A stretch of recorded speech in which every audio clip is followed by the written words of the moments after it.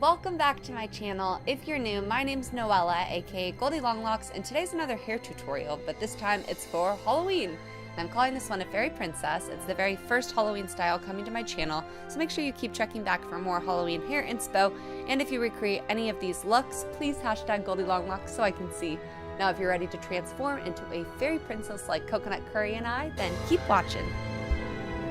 First, start off with the middle part, and you're going to create two sections with the top part of the hair, basically like a half up, half down with the middle part. So once you have your sections, tie off the bottom hair out of the way, and we're going to create two Dutch braids. So start with one side, and remember this is just a 3-strand braid where you're crossing the outside pieces under the middle and then adding in hair as you go. Once you run out of hair to add in, pancake the braid out nice and big. I think the bigger the better, really, just to make it more elaborate, and then continue braiding about halfway down before you secure it with an elastic. So on this side, I'll go in from another angle so you can really see what I'm doing. And again, if you were doing this braid on yourself, it's a 3-strand. You're going to start with left under the middle, and then the right strand under the middle. And once again, we're just going to add in hair onto both sides. So add a little hair to the left, and a little bit of hair to the right. And once again, cross the outside left under the middle, and then we'll cross the outside right under the middle. So you want to keep up with this pattern all the way down, basically matching the length of the other braid. So just like you did on the other side, and then spend some time pancaking both braids out so they look like they're matching, because they are a little pair here, and tie both braids back with an elastic, making sure that they stay even throughout, and then you can let down the rest of your hair. Just a reminder here, you will need a good amount of hair in the down section to make this work, so you can always add in a layer of clip-in extensions, and I'll link a recommendation below.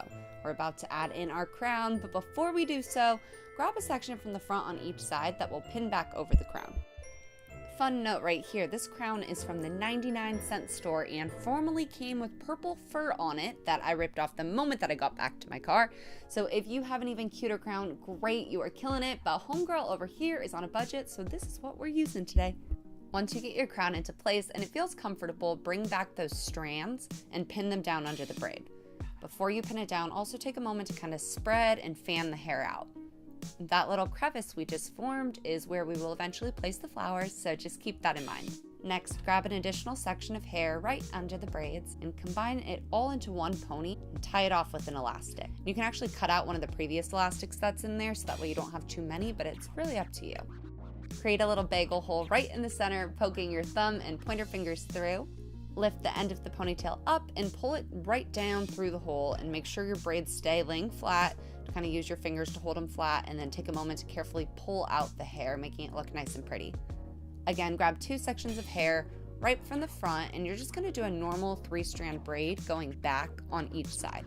So again, this style is really all about making the braids look nice and big, so take your time pancaking and make sure that they lay flat. Once you're happy with how they look, you can tie them both together with an elastic. This is basically the end of braiding, so it should look something like this style. The next thing we're going to do is add curls throughout, just to make it a little bit more romantic and princess looking. I gotta give you a fair warning, do not make fun of my ghetto curling iron. It was my dad's, who passed away years ago, and he was a hairstylist. I just cannot let his iron go, mainly because I seriously have yet to find an iron that works this well. It works better than any iron ever. But anyways, the very last step is using a glue gun to make these flower and butterfly pins. So remember, glue guns are really, really hot, so be careful and have a place for the pins to dry. Just apply a good amount of glue and then hold down until it stays into place and can cool by itself. This is how they should look in the end, and you can see there's a good amount of dried glue, but that's because I don't want them breaking, and it's hidden anyways, so why not, you know? So I have a total of 6 flowers and 1 butterfly. We'll start with the flowers and just lay them out so they outline the braid just like so. And the cool thing is that these are bobby pins, so they stick right in and they stay really well. Lastly, add in your butterfly, and this fairy princess look is complete. I hope you all enjoyed this style. I love Halloween costumes that are all about the hair, and you can just kind of wear a pretty flowy dress, aka exactly what this is. So I hope you guys like it too. Let me know if you do, and make sure that you're following along with me at Goldilonglocks on Instagram for even more Halloween inspo.